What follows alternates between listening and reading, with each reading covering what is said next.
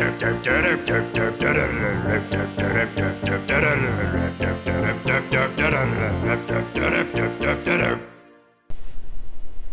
monkeys stood up and shaved a long time ago. They made babies and now there are people. Some moved to Europe. People decided to put seeds in dirt and live next to them. This is farming. Farming became the hottest trend. This is called the Neolithic Revolution. But lots of people didn't want to farm, so they just kept eating nuts and berries. Others lived pastoral lifestyles, which is following animals around and eating them. Civilization originated here, here, here, and here because of farms. None of which are in Europe, but following animals is cool too, right? People started living in larger bunches. These bunches came to be known as cities. Now everyone could live around the farm, which is where the food is. People without food die. Urban communities became the center of trade and culture because people who didn't want to die went to them. Some people think they are better than other people, and thus the social hierarchy was born. Now the better people get to boss everyone else around. This was the foundation of government. The boss people keep other people from killing and stealing from each other. The Romans and Greeks create a fancy thing called culture. Note, every single civilization ever has a culture. This specific culture sticks around for a while in Europe. Imperial Rome conquers a lot of land and does this hip new thing called administration. They develop infrastructure to maintain their vast empire. People tend to like going places and trade and being able to drink water, so roads and aqueducts are built too. Sometimes people want stuff, but the people who own that stuff don't want your stuff in exchange. Standard currency becomes a thing that people use to buy things.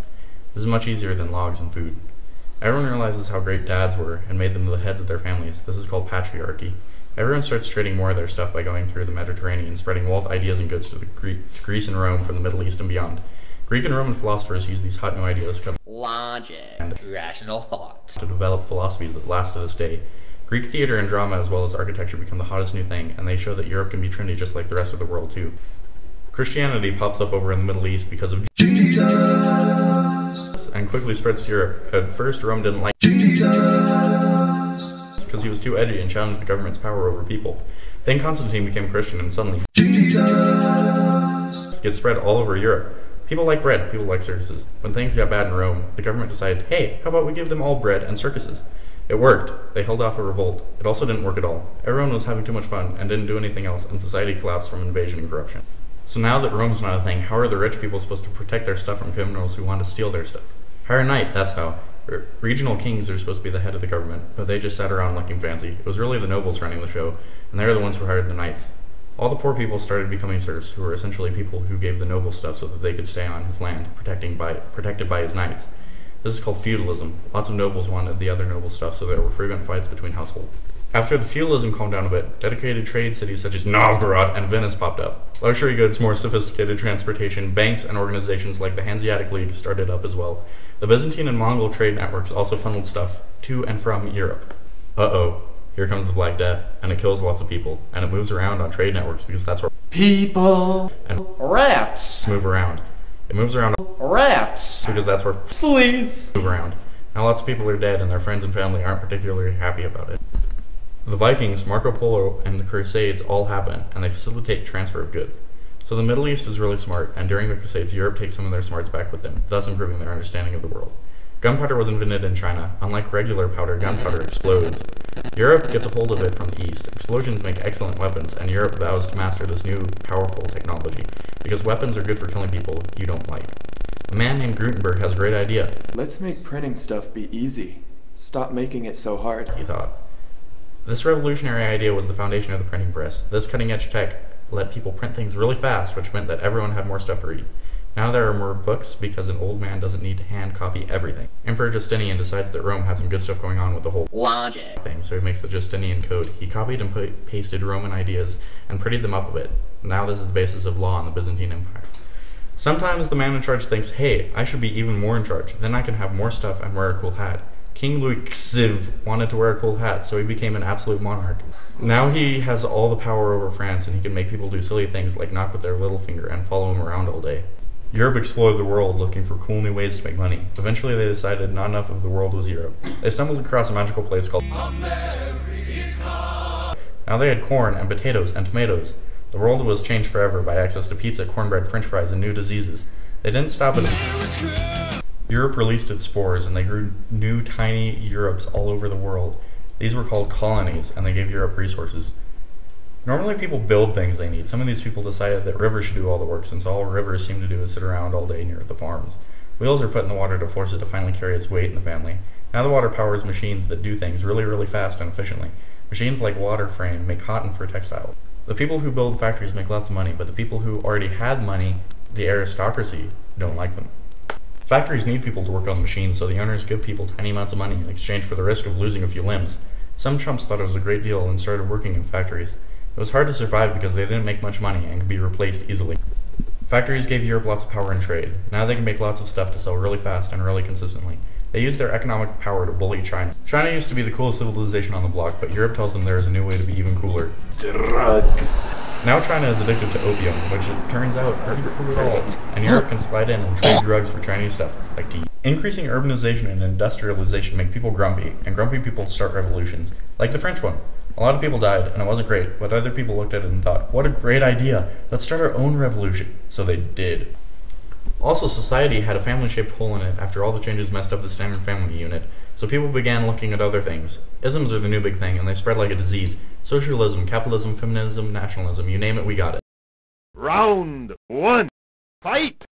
Everyone in Europe has made friends with other countries in Europe. Britain and France are getting scared of Germany. Germany's silly language, abundance of bratwurst, festivals related to October, and increasing power are all really scary. Everyone had cool new weapons to kill each other, so they decided to have a fight and try them out. It worked really well, and lots of people died.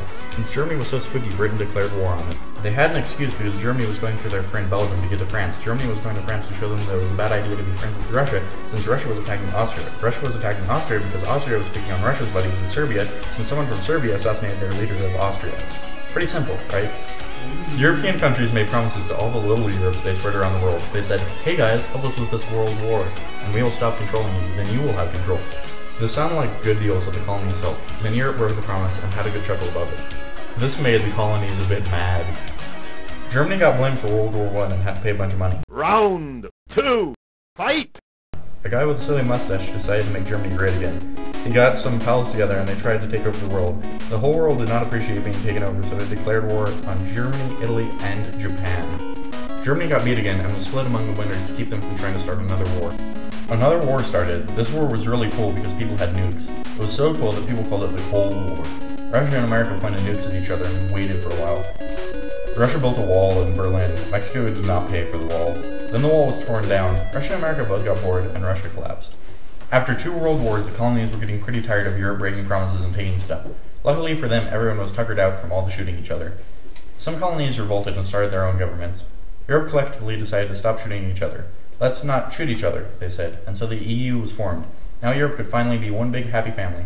All the countries toned down the nationalism a bit and signed some pieces of paper. Now Europe is how it is today, because it is today. Now it's time to wrap it up. Yeah!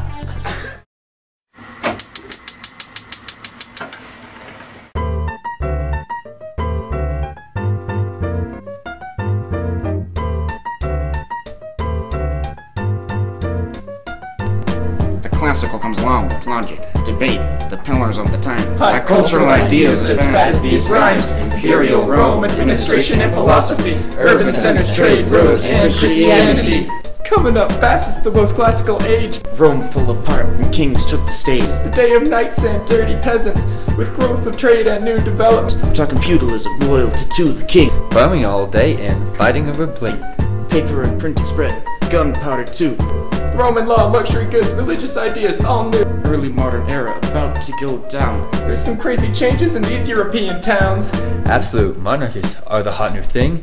King Louis grabs up all the power and bling.